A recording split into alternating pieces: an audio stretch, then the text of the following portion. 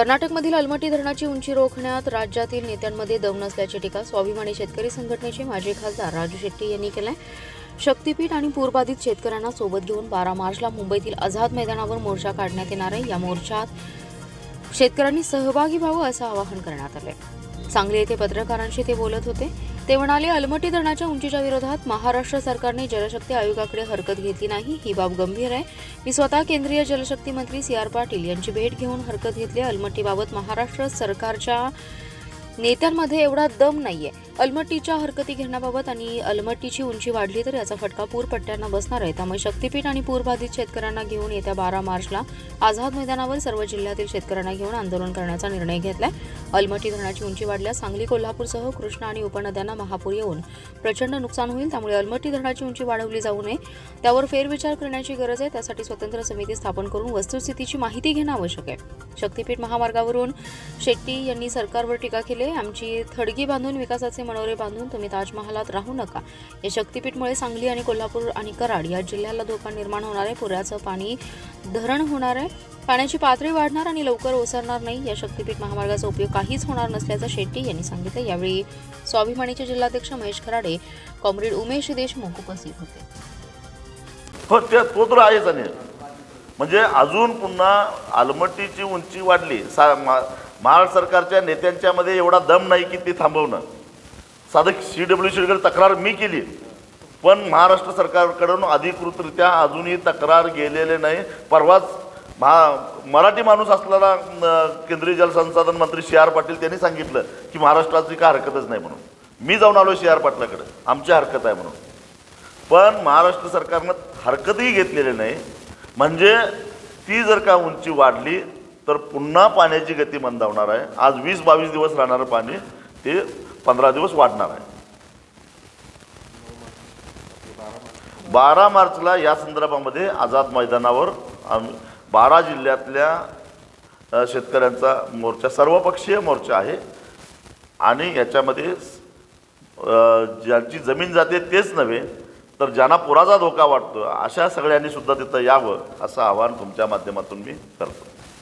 जर तज्ज्ञ ऊसाच्या शेतीमुळे महापूर तयार होतो असं जर म्हणत असतील तर मग प्रत्यक्षात भराव पडल्यानंतर महापुराची तीव्रता किती असेल याचं उदाहरण द्यायचं झालं तर आपला अंकली तो मिरज बायपास हा जो नवीन रस्ता झालेला आहे त्याचं उदाहरण आपल्याला घेता येईल। 2019ला पाण्याची पातळी ही 21 पेक्षा 1.5 मीटरने जास्त होती, परंतु ढवळी आणि वड्डी या गावामध्ये जर तुम्ही चौकशी केली तर 2021ला 2019 पेक्षा पाण्याची पातळी जास्त होती। याचं कारण 2019ला अजून हा बायपास पूर्ण झालेला नव्हता, अजून बऱ्याच ठिकाणी भराव टाकायचा राहिलेला होता आणि त्यामुळं कृष्णेतनं पाणी जे बाहेर पडलं ते पाणी मिरजेच्या बाजूला सरकत आलं। परंतु 21ला मात्र तो रस्ता पूर्ण झालेला होता। त्या पाण्याला बाहेर पडायला धामणीजवळचा एकच जागा राहिली आणि कृष्णा घाटाजवळ, बाकी त्याला पसराळ जागा राहिली नाही। ते सारं पाणी दाबत दाबत वड्डी आणि म्हैसाळमध्ये शिरलं आणि म्हैसाळ आणि वड्डीला 2019 पेक्षा 21ला 1 मीटरनं पाण्याची पातळी वाढली। हा याचा पुरावा आहे। तीच परिस्थिती कोल्हापूरच्या बाबतीत होणार आहे। रुकडी आणि माणगाव आणि पट्टणकोडोली ह्या इथनं पंचगंगा, माणगावच्या बाजूला 2 किलोमीटर आणि पट्टणकोडोलीच्या बाजूला 2.5 किलोमीटर पात्रातनं बाहेर पडते।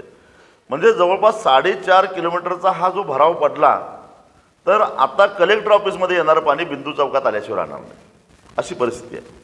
आणि त्यामुळं सांगली, कोल्हापूर फक्त एवढ्यावर नाही, वाळवा शहरात सुद्धा पाणी शिरणार आहे। त्याचा वाळव्याला धोका आहे, काही प्रमाणामध्ये कराडला सुद्धा याचा धक्का। जर अलमट्टीचा धोका सांगलीला होत असेल तर या पुलाचा धोका कराडला का होऊ नये?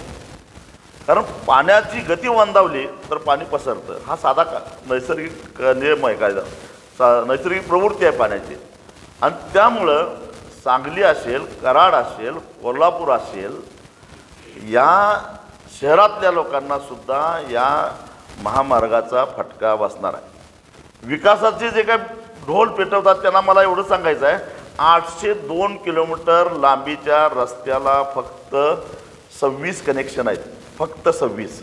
म्हणजे साधारणपणे 30 किलोमीटरला एक कनेक्शन मिळतं. म्हणजे बाकीच्यांनी फक्त बऱ्याच शेतकऱ्यांना असं वाटतं की माझ्या शेतातनं हायवे गेला तर उरलेल्या जमिनीची किंमत वाढेल, शेतातनं रेल्वेचा रोड गेल्यानंतर किंमत वाढत नाही, कारण त्याचा काय उपयोगच नसतो.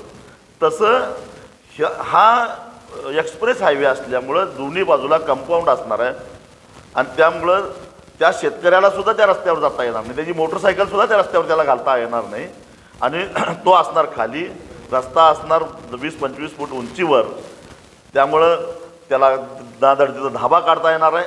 हां, फायदा कुठं होईल, 4 लेन असेल, ज्याला कंपाऊंड नसेल रस्त्याच्या बाजूला, पण हा द्रुतगती मार्ग आहे, एक्सप्रेस आहे, त्यामुळे याला कंपाऊंड असणार आहे.